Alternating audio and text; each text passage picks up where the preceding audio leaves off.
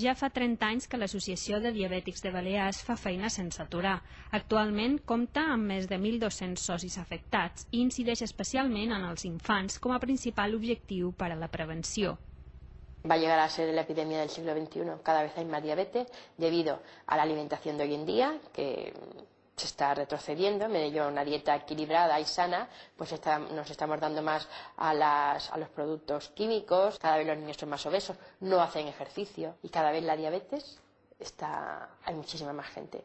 Y hay manera de prevenirla, haciendo buenas campañas desde las instituciones, como por ejemplo hábitos de vida saludable, que son una alimentación sana y ejercicio físico.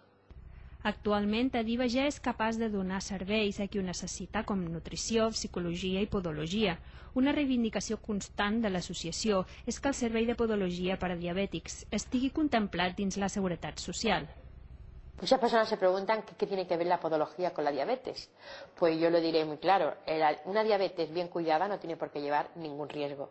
Pero si no nos cuidamos bien la diabetes, tiene 4 factores que son bastante graves, que son retinopatía diabética, que te puedes llegar a quedar ciego, problemas coronarios, nefropatía diabética, y luego está la neuropatía diabética, que es que el riego sanguíneo no te llega bien a las extremidades más distantes del corazón, en este caso son los pies.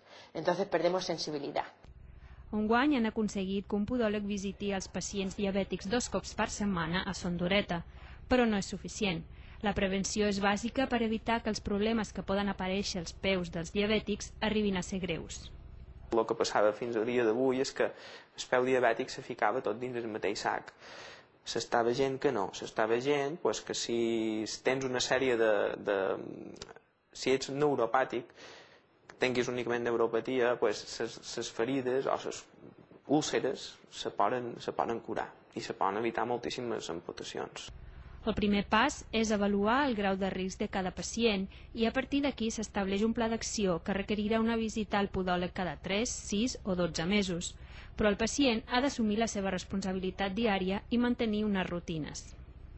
És un pacient que s'hauria d'inspeccionar el peu cada dia per veure que no li surti cap tipus de callositat, perquè una callositat en un cas d'aquests, una cosa insignificant, se pot convertir en una úlcera fàcilment. Si tu no tens sensibilitat no te'n dones compte. Adiva continuarà la seva feina de sensibilització i protecció dels diabètics amb tota l'energia que ha mostrat fins ara.